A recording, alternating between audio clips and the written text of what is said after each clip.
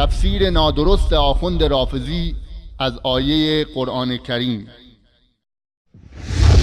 و اما در آخر آیه شریفه ان الذین، سوره بینه، ان الذین آمنوا و عملوا الصالحات اولئک خیر البریه. همه این مفسرین فرمودن این آیه در حق شیعیان هم شیعت علی، پیغمبر فرمود انت و شیعتک اولئک هم خیر البریه. اینا جزاءشون چیه؟ سرنوشتشون چیه آقا؟ جزاؤهم عند ربهم جنات تجری من تحتها الانهار خالدین فیها. بهشت های برین است که نهرهاش جاری، در اون بهشت جاودان هستن. رضی الله عنهم و رضوا عنه. اینها هستن که خدا ازشون راضی است و خودشون به خدا خوشنود هستن. بینندگان گرامی، کتاب‌های تفسیر شیعه که مدعیاً مطالب آنها از اهل بیت روایت شده است، در برگیرنده تفسیر و تأویل‌های باطنی نادرستی از آیات قرآن کریم می باشد که نه با معانی و مفاهیم و مدلول‌های لغوی همخوانی دارد و نه با سیاق و سواق قرآنی.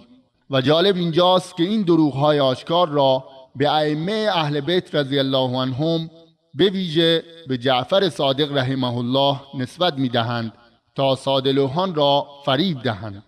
این گونه تعبیلات در حالی که الحاد و تغییر دادن مفهوم آیات الهی به شمار می رود، یک اهانت پنهان به اهل بیت رضی الله عنهم نیز می باشد. این نوع تعبیلات در تفسیرهای معتبرشان همانند تفسیر قمی، تفسیر عیاشی، تفسیر برهان و تفسیر صافی آمده است.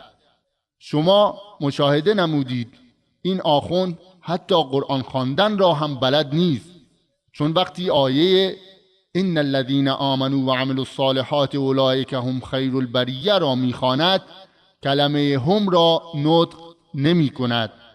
و همچنین وقتی که آیه جزاؤهم عند ربهم جنات عدن تجری من تحتها الانهار خالدین فیها را میخواند، کلمه عدن را نطق نمی کند.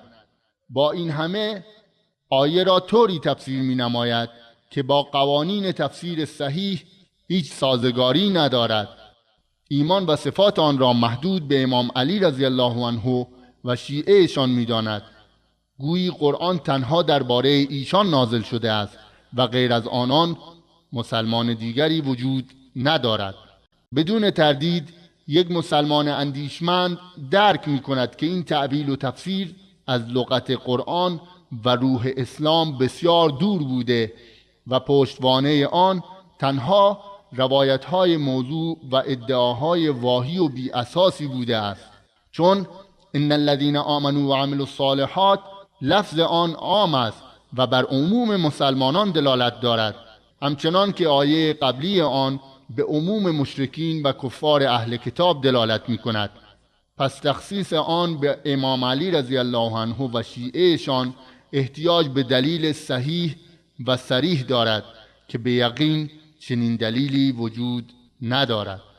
اگر در بعضی کتاب‌های اهل سنت چنین روایتی آمده باشد، علما و دانشمندان ما به جعلی بودن آن حکم نموده اند، چنان که در سند این روایت که میگوید انت و شیعتک، شخصی به نام ابو جارود که کذاب و دروغگو است آن را روایت کرده است و دانشمندان علم حدیث به دروغگویی و جعلکاری او حکم نموده اند. الله متعال در شأن چنین مفسرین می‌فرماید الذين جعلوا القرآن عضين فوربك لنسألنهم أجمعين عما كانوا يعملون. کسانی که قرآن را تقسیم کردند، یعنی این که به بعضی از آن ایمان می آوردند و نسبت به بعض دیگر کافر می شدند و آن را به میل خود تفسیر می کردند.